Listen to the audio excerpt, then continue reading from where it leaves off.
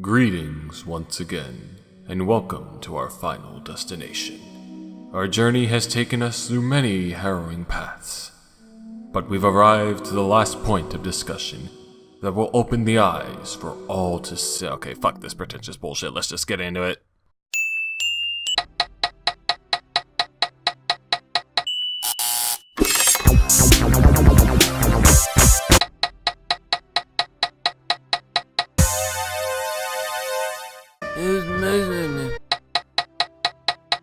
Daikatana is the game that will give credence to this miniseries yet to actually be fulfilled title. Legendary among all gamers in the know, it was one of the biggest blunders ever witnessed in gaming history, and is also why Mr. John Romero, while still legendary in the eyes of many, is also viewed as a bit of a sham by just as many others. Nowadays, you can look up any search engine and find 50 plus examples of some person or some company or some person in a company supposedly fucking something up. But at the time, an embarrassing spectacle of this kind and magnitude was unheard of. And in this final part, we'll be looking at the whats and the whys and the hows and the cries once again, in order to fully understand what exactly went wrong with Mr. Romero's darling project. Strap in, fellas. It's a long ride from here. It all starts back in the mid-90s, right around the release of Quake. Despite that game's eventual success, it too had been the center of various internal issues over at id, this time with Mr. Romero being the outcast. Originally, he wanted the game to be an incredibly innovative masterpiece filled with all sorts of amazing mechanics, like combining virtua-style melee combat and various RPG elements. Okay then, I guess a man can dream. However, deep in development, Mr. Carmack, this one, and the rest of id realized that this vision just wasn't going to work with what they had, and going in that direction any further would take much longer. Certainly not helped by how, apparently, Mr. Romero was doing jack. So they settled on doing another FPS with a much more advanced game engine than either Wolfenstein 3D or Doom, which resulted in many creative struggles from both sides until eventually Romero relinquished and just let Carmack and the others do whatever. Quake would later be released in mid-1996 to high critical reception, and Mr. Romero would subsequently release himself from id in search of more creative freedom, which means he got canned and now had to find a new stronghold. Luckily, he had an idea as to how he would go about doing that. He called up his former co-worker Tom Hall about half a year before Quake's release, having made up with him a while before. As it turns out, they were both stuck in a similar rut, with Mr. Hall working over at 3D Realms and, while having done stuff on Duke Nukem 3D and Prey, felt just as restricted as he was when he was at id. During their conversation, Romero suggested that the two make a brand new company after he leaves id, where, according to him, design is law, and technology has to work with our design, not the other way around. Perhaps it seemed like a fleeting dream at the time, but after the end of Romero's tenure, in which he got a flippin' huge multi-million-dollar buyout, the two actually did go and make themselves a game company. They had situated themselves atop the JP Morgan Chase Tower and had 2 floors of 22,000 plus square feet all to themselves. Armed with some heavy publisher terms and 2 other veteran game makers on board, John and Tom's little idea had fully formed into Ion Storm. By the end of the year, Romero and the New Boys had attained a 6-game publishing deal with Eidos Interactive, whom were still rolling around in the sacks of dough they made from their mega hit, Tomb Raider. The fellows immediately began work on new games, including a sci-fi comedic adventure dubbed Anachronics, and a strategy game about body snatching which was brought over from one of their newly hired developers called Doppelganger. But Romero kicked off what he considered the most ultimate game of all, an insanely epic shooter that took its title name from a similarly epic sword used in one of the many Dungeons & Dragons campaigns he did with his old co-workers. Yeah, who would have thought this thing would have been named after something from D&D? Maybe those chick tracks were onto something after all. This would be the point where I talk about Daikatana as a game, but there are a few minor, insignificantly fatal issues with that.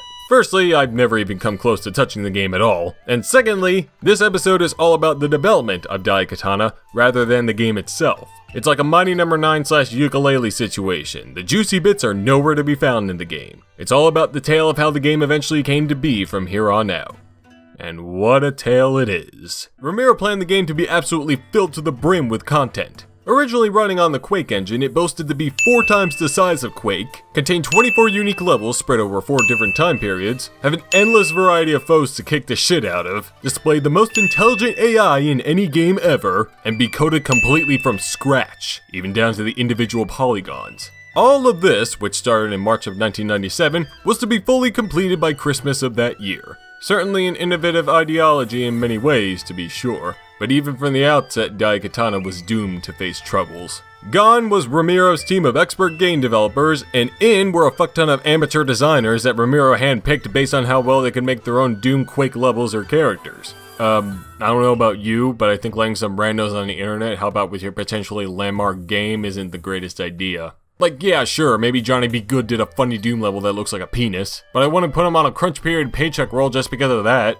This, however, is just the beginning of the slow descent into crapdom that Romero and co faced. About a month into development, one of the new team members, a Mr. Mike Wilson, suggested crafting an advertisement for Daikatana to build up some hype for it, which Romero agreed to. Wilson then censored the ad around Romero's infamous style of trash talk during multiplayer games, which Romero was a bit wary about but allowed anyway. And the ad, featuring such classic phrases as "Don Romero's about to make you his bitch" and "Suck it down," was put through the rounds of all major gaming magazines and websites, resulting in a very, very, very negative reaction from the community, which Romero was not happy about at all. Still, at least it put Daikatana on the map, and some would say it was a perfect setup for its eventual reveal at E3 '97.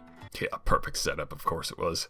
3 of the 7 months where the game was supposed to be completed had gone by at that point, and the demo that Romero had brought over to the convention was, unfortunately, not in a great state. It was functional, but didn't strike convention goers as high quality, unlike its humble little showing a few booths over. Yeah, going back to those guys for a second, after Romero had left, they went straight to working on a sequel to Quake. Carmack and the boys whipped up yet another new 3D engine, this time allowing more intensive 3D environments and more advanced lighting effects, as well as having support for hardware-accelerated graphics straight from the get-go. Whereas the first Quake engine took a bit to get that feature implemented and mostly relied on software-accelerated stuff. Just look it up if you don't know what I'm talking about, it's pretty simple. So anyways, the gamers playing Quake 2 were all like, "What?" And when Romero saw it in action, he was like, "What?" And when he realized he had no shot at competing against that unless he used that engine too, he was like, "What?" And when he pitched the idea of moving Daikatana to the Quake 2 engine to his development team, they were like, "What?" And when he kicked John Carmack's ass in a Quake deathmatch at E3, he was like, "What?" And wait, what was that last part? Yeah. Romero's plans for releasing the game during Christmas '97 were apparently sidetracked to shit by Quake 2's daunting presence. So he came up with the ingenious idea to license the Quake 2 engine and move his little child over in order to try and keep up with his rivals. I guess I can kinda understand this bold move given how unimpressive the E3 demo was, but doing away with months of hard work and starting from scratch just to be technologically relevant seems both unnecessary and a bit petty. But Romero's confidence was unfazed, as he believed the work could be done within a month. Equally bold to be sure, but there was a glaring problem with that. He wouldn't be able to license the Quake 2 engine until the game was out, which just so happened to be a few weeks before Daikatana's launch. This didn't seem to faze him either, as he just delayed the game to March 1998 and reassured his audience, his team, his publisher, and himself that this shit could and would be done. Yeah, like hell it could. As development hit 1998, things got rockier and rockier. Internal struggles started to form, some team members were fired outright for various reasons. Eidos was getting pissed at everyone because nothing was going right. It was just kind of a huge mess. But hey, at least the office these fellas were working at was fucking sweet, and only cost them 2 million smackers to get it that way, even if their initial budget was kinda gone and they were spending another mil each month just to cover bills. But you know, rich folks call that petty change, so why bother getting worked up about that? Also, Romero finally got a hold of the Quake 2 engine code that February, so it seemed like Daikatana could hit stores in the spring. See, he was right. There was nothing to worry about. Everything was going to be just fine.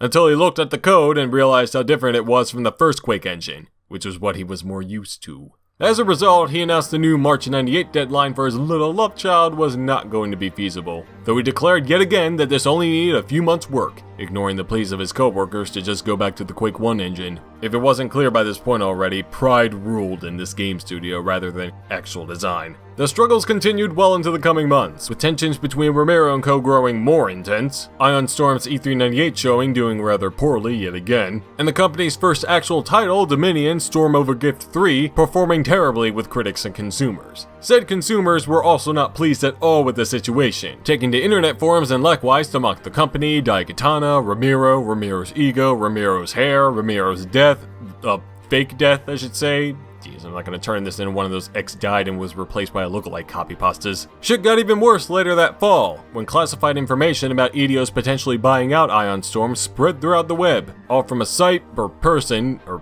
entity, called BitchX. Considering the secretivity of the deal, the only way the info could have gotten out was through an inside leak. But who leaked it out? We can only speculate. Didn't really matter though, as in the later months, that deal fell through due to Ion Storm's lack of progress with Daikatana and the aforementioned internal problems, though Eidos said they would still have their back, which considering they invested a shit ton of cash into the game might as well mean they had a gun to Ion Storm's head whilst they declared that. But those internal problems would only get worse and worse, and in November, 8 members of the Daikatana development team threw up their hands in defeat and left the company in defiance and protest. So, what is a man to do after losing a big chunk of your development team for the game that now has to be the second coming of Christ in order to appease your rabid audience and investors?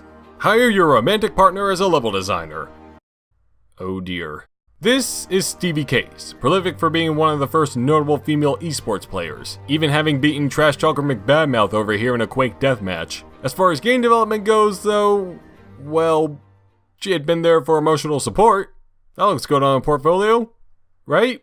To be fair, beyond the concept of hiring your girlfriend to develop your masterpiece, Case didn't seem to cause any more issues with the game that weren't already present. It's just funny, if not a bit sad, that the situation had got to that point. But things were actually looking bright as development entered the next year, as Romero got a bit of help from people in Ion Storm he hadn't pissed off yet, and the conversion to the Quake 2 engine had finally been completed. Feeling that confidence yet again, Romero declared, hell or high water, that Daikatana would be out in February of 1999. Do you guys think that happened this time?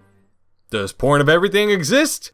Don't answer that. Just as Romero said that, a news piece from the Dallas Observer labeled Stormy Weather hit the public, detailing all of Ion Storm's past troubles and essentially confirming to everyone that shit was not going well and likely wasn't going to go well at any point. The game got delayed yet again, their next E3 showing wasn't any better than the last two, more people jumped ship, and Eidos would eventually buy out over half the company in a vain attempt to get some of their investment money back. You either judge how that worked out. From there, things do get less heated, but not much less embarrassing, because it took yet another year, yet another missed release date, and probably even more money to get Daikatana fully completed and out on store shelves in May of 2000. 3 years after the whole shabamble started, and the lofty goal of Christmas '97 still seemed doable. But heed not, my friends, mayhaps it hath been the masterpiece after all? Wow. Some gameplay. No surprise, Daikatana was shot on by pretty much everyone upon release, and it failed to even sell remotely well too. I'd say it's unfortunate that this is how it all turned out, but then I remembered everything that led up to this point, and I don't feel that way. Afterwards, Romero then helped out with Tom Hall's own love child, Anachronix, but by the release of that game about another year later, Eidos had enough of not making money from these fools and closed down the Ion Storm Dallas office, resulting in Romero's termination, Hall's termination, and whoever else happened to be there that day, I guess. Maybe they had another cat there, I don't know. You know, having done a crap ton of research with these last 3 videos and learning about the development and such of each of the topics, I've grown a strong appreciation for these guys, especially Romero. I honestly do think he's talented, smart, and above all, cool as fuck. However, I'm not so much of a fan that I wouldn't blast into space over how he handled Daikatana. He did practically everything wrong with it. If there was a thing he put his hands on during this time, he probably messed it up in some way or another. Ambition and pride are hard things to let go once you get a handle on them, I understand that. But if he had just taken a deep and contemplative look at how things were going at the outset, maybe he would have realized that such attributes didn't matter, and perhaps all the fiascos from henceforth could have been avoided. Or maybe not, like I said, he had 2 big brown thumbs, so maybe Daikatana would have been even worse if it stayed on the first Quake engine. Regardless, he fucked up big time, and no matter what his public perception is now, Daikatana will always be sagging behind him. Okay, that's all I got, so any good stuff happen in this shitfest? Well, yeah, actually. Ion Storm had a sister office in Austin, Texas, headed by Warren Spector of Ultima fame, and those guys would actually go on to make some decent games, like Deus Ex and Thief. Some of the countless people who got the boot, or booted themselves out of Ion Storm, went on to form the well-known publishing company Gathering of Developers, who'd published games like Max Payne, Age of Wonders, and even the first Mafia title. Also, Tom Hall's Anachronix, despite it flopping in the market, was a lot more critically acclaimed than Daikatana, and is now considered something of a classic among the 10 people who played it. Even controversies as messy as this one can always have diamonds in the rough. But to be honest, this whole controversy is one massive diamond. Yes, I've done a fair amount of mocking throughout today's episode, but this is honest to God the best controversy out of the 3 we've looked at over in this miniseries. Probably one of the best controversies I've covered on this show to date. I've said a lot about what I consider to be a good or bad controversy, as weird as that sounds. And I think the most important ones involve learning a valuable lesson so that it doesn't happen again. And what we got here is a clear-cut case of that. This is the textbook example of how to easily fuck up a game, especially if you're a veteran in the industry. Mr. Romero's pride and lack of management skills got the better of him, and practicality was just not present at any point, except in those who got the fuck out of there while they could. The many mistakes and downfalls made here today are easily avoidable. And even though similar ones have occurred since then, I don't think they're quite as informative and deep as this one. Probably because the whole development process has been available to the public for quite some time now. Wolfie 3D, I can give or take. Doom's Columbine shit never needed to occur. But I'm kind of really happy Daikatana turned out the way it did. Why doesn't that sound right? And that's it. That's all there is to the controversial games that John Romero's worked on. As for his activities post-Ion Storm, he's been all over the industry, but his portfolio isn't too impressive. Though his recent outing might have some potential. Last year, he and Mr. Carmack, this one, got together and did a Kickstarter for a new FPS called Black Room. However, they canceled the campaign a few days after the launch in order to work on a demo to show off first, and we haven't heard much about it since. Though in a recent interview, Romero says that he can't talk about it yet, so maybe it's happening? Whatever the case, I'm sure it can't do any worse than Red Ash. What happened to July 2017, guys?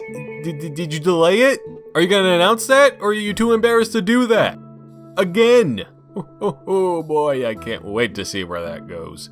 Anyway, dear viewers, remember the lessons demonstrated today, and the previous week, and the week before that. For they may guide you and your future travels, even if you're not developing video games. Regardless, this tale is at an end for now, and I hope you've enjoyed listening to it despite how much the tale has already been told. And if you didn't enjoy it, then suck it down, motherfucker! Thanks for watching.